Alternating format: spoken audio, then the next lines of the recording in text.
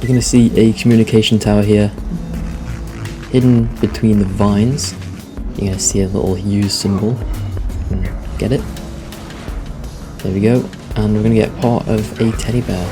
This is going to be an Easter egg, probably one of the most well-known or fun ones, I guess. It's going to spawn a giant teddy bear. Making my way over here, you see some more vines. If I can jump. There's going to be another use and collect the body. So now I've got the head and the body. See that little holographic thing? Make your way over to that and place it in. You can see this large crane start moving, speeding up the time lapse, just so you can see it.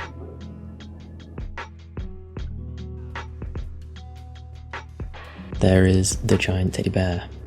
Pretty cool. If you do wait longer, it is going to take it to the other building, but if you want to do that, go ahead and do it yourself. And here is a slag experimentation note. Make sure to not pick that up as well. If you run over to the right, you can see a little stash of Mothrakk. May as well run through all of them. There's going to be a note there. And on the left, you're going to see a waterfall. You can run through there for the second stash. If you make your way over to the rock, run up, there's going to be a vault symbol. And do a bit of parkour, a third stash. As per usual, shooting these things to make sure we're not getting loot midget. And stalkers, the worst part of this game, everyone's most hated enemy. I guess we'll find, we'll explain the Tumbaa that drops the Deliverance shotgun, and Pimon, who is gonna drop the Transformer shield, are located in this area. So make sure to keep your eyes out, and I may as well show you the best way to farm them as well, if I can be smart enough to equip grenade mods. But the best way to actually farm them is going to be through this door here. There's going to be one of the door waypoints to travel through the maps. It is only going to be available in part of a DLC, but if you travel through the Natural Selection Annex, it doesn't have a waypoint, so you'd have to run all the way here every time. But if you go in, come out, then you will spawn here every time. Over to our right, we don't actually have to run through, but I'm just going to clear this area because there's an out of bounds glitch. So once we kill these stalkers, I'll show you, but after that I'll run back on myself and show you the best way for the loot midget farm, or if you just kind of nice, if you just wanted to run through quickly. But on the other side over here, there is a ramp you can run up. Just throw one grenade at the top and make your way through the gap. This part does have no collision. But for here you are going to need a rocket launcher and a grenade at the same time. Just about make it up to the land. Didn't quite get high enough, so I'm going to have to throw another grenade. There you go, you can see we land on an invisible part. Just make your way out the map, and as you can see we are out of bounds, so like normal, montage.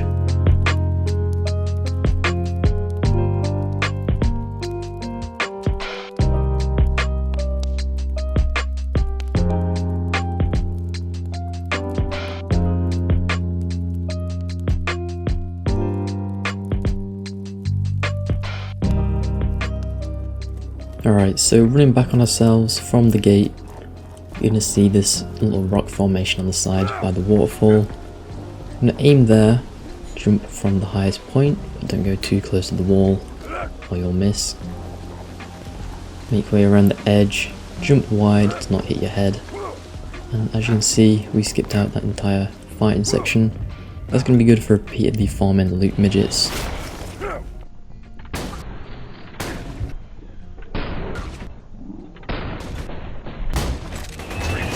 Really?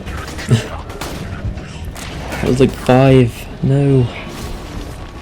I suck this video. Anyway, let's hopefully I can make sure I can hit shots this time. Look. I swear I just equipped it. Okay. This is not this combat is It's not ideal.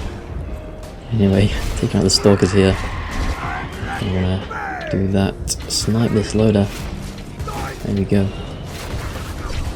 I'll take out the baddest stalker that always appears. Then we will get the super loader. Taking out all of them. There is the super badass loader. Just tank those bullets. Not even gonna move. Probably should have moved. Should be able to get a second wind here though. Just as we're here though, may as well explain the recent door skip that was found. Credit to BMG. If you jump up to the door, throw a grenade upwards while crouching, stand at a certain angle, you can glitch through the door. It was thought to be impossible, but saves, I think in a Jolts Dude video he said saves 25 seconds in the speedrun, which is kind of crazy at this point. Just thought I'd note it in there. Got a skill point, put that in there. Okay, so running through here, you see these little ammo crate loot boxes. Do not hold E when you're collecting them. That's because the doctor's orders mission item is on the other side of the wall here. There. If you hold E, it's going to pick it up and it's going to ruin it. And you're going to have to Alt F4. As you can see, we open the box, there's going to be a loot midget. This is how you farm them, make your way here, do that, save quit. Let's open them all. And then I'll throw some grenades in.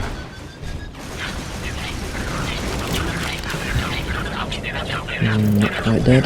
One more. Alright, finished last enough.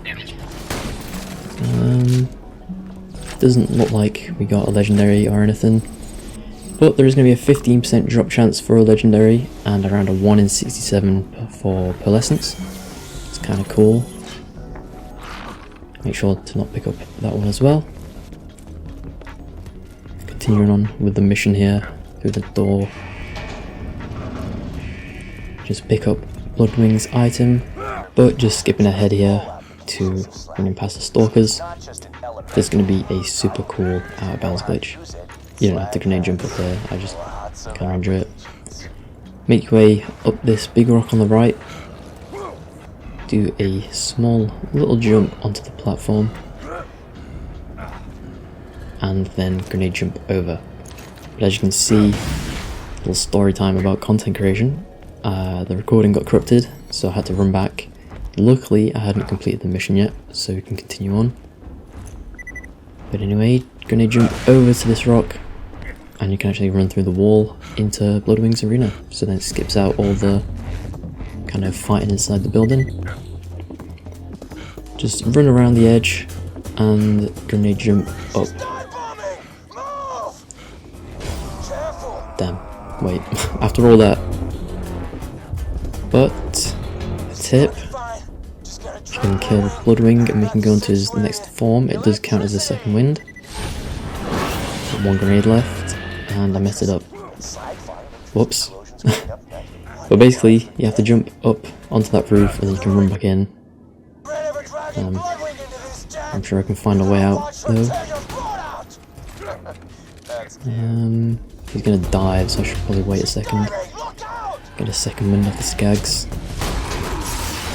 Yep. Alright, get a second wind off this guy. Maybe we should just save quit. No, it's fine. It's fine, it's fine. We'll find a way out. I don't have any grenades, so I guess I should probably drop down. Now there's gonna be an invisible edge there, can't get through. Maybe I can run through this rock and back in. Nope, okay, that was unlucky.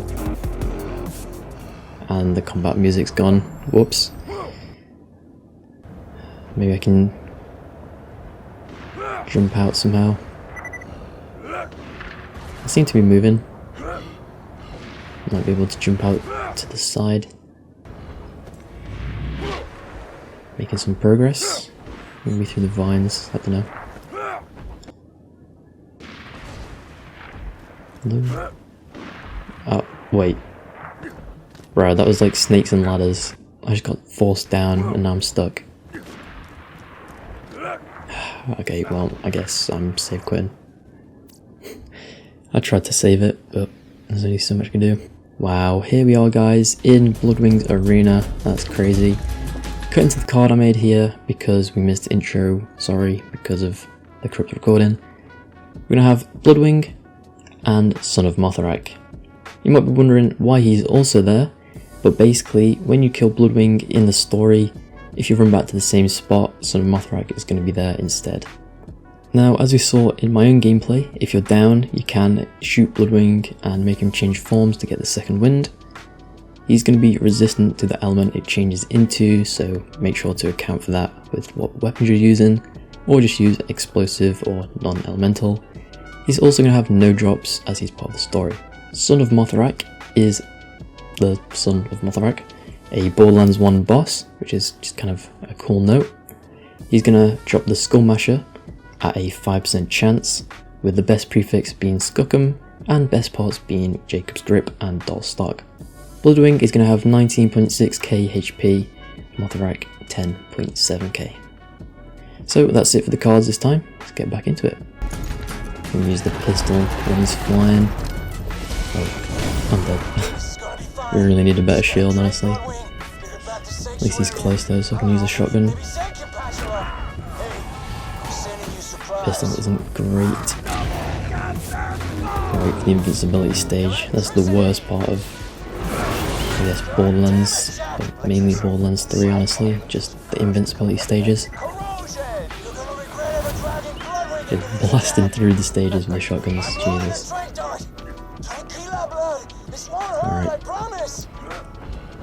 Now for the saddest part of any Borderlands game ever. Taking the tag off.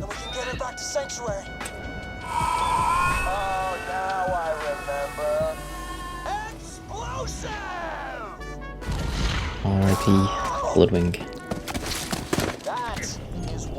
So going back to Sanctuary here after that sadness, turn in the mission. Go to Claptrap. Find his secret stash, which is behind. Turn that in, and then make our way to Roland. I think I'm going to leave the video there guys.